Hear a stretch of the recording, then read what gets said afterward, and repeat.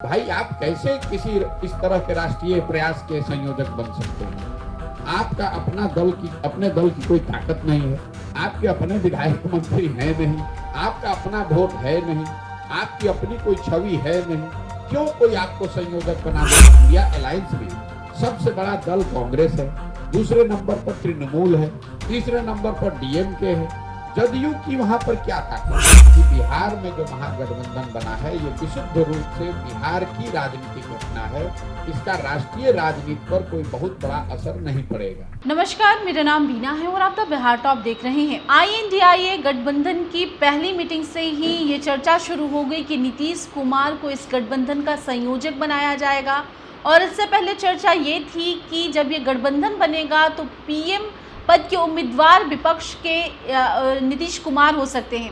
ऐसे में देखिए, जन स्वराज यात्रा के सूत्रधार प्रशांत किशोर ने नीतीश कुमार को लेकर कहा है कि वो तब से ही इस बात को कह रहे हैं कि नीतीश कुमार को ना तो संयोजक बनाया जाएगा, ना ही उनकी पार्टी के पास इतने मंत्री हैं, ना ही सांसद है और ना ही उनकी पार्टी इतनी ताकतवर है कि उनको संयोजक बना दे कांग्रेस। और क्या कुछ कहा है नीतीश कुमार को लेकर प्रशांत किशोर ने, सबसे पहले आप वो सुन लीजिए। जब नीतीश कुमार जी महागठबंधन बनाए, पत्रकार जो बिहार में हैं उनकी नजर से ये कोई बहुत बड़ी घटना राष्ट्रीय स्तर की है। तब से मैं एक बात कह रहा हूं कि बिहार में जो महागठबंधन बना है ये विशुद्ध रूप से बिहार की राजनीतिक घटना है, इसका राष्ट्रीय राजनीति पर कोई बहुत बड़ा असर नहीं पड़ेगा।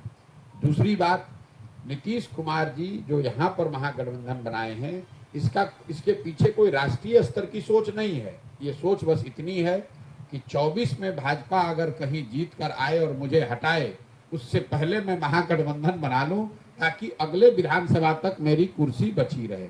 ये विशुद्ध तौर पर अपनी कुर्सी किस तरह बची रहे इससे प्रेरित है। उसके बाद की जो घटना है, आप जिसकी बात कर रहे हैं, चर्चा कर रहे हैं महागठबंधन की, इंडिया की, तो आप देख रहे हैं हर मीटिंग में जब नीतीश जी पहले मीटिंग से आप लोगों ने, बिहार के पत्रकारों ने, कुछ राजनीतिक नेताओं ने हल्ला शुरू किया कि नीतीश कुमार जी इसके संयोजक बनेंगे।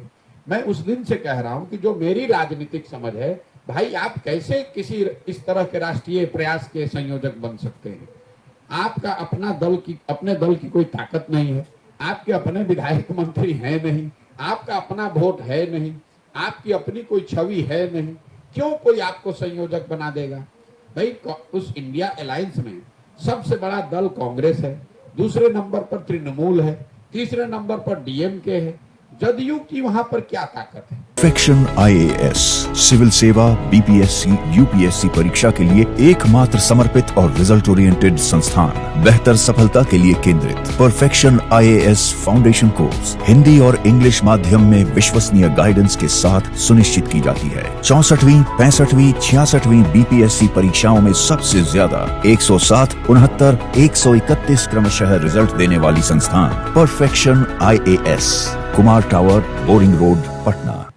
तो नीतीश कुमार इसके संयोजक बनेंगे, इंडिया के अलायंस में कोई बहुत बड़ी भूमिका निभाएंगे, ये तो भ्रम फैलाया जा रहा है या कुछ लोग यहाँ अपने अति उत्साह में इस तरह की बात कर रहे हैं।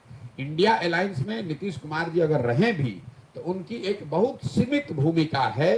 तो सुना आपने प्रशांत किशोर का सीधे तौर पर नीतीश कुमार को लेकर ये मानना है कि उनकी पार्टी बिहार में ही इतनी ताकतवर नहीं तो राष्ट्रीय स्तर पर उनको संयोजक कांग्रेस क्यों बनाए। इसके साथ ही उन्होंने ये भी कहा है कि सिर्फ और सिर्फ महागठबंधन का दामन थामने का नीतीश कुमार का एक लक्ष्य ये था कि 2025 तक कैसे भी बिहार की CM बने रहें वो, इसलिए उन्होंने महागठबंधन के साथ अपना नाता जोड़ा है, ना कि इसलिए कि राष्ट्रीय स्तर पर इसका कोई प्रभाव पड़े।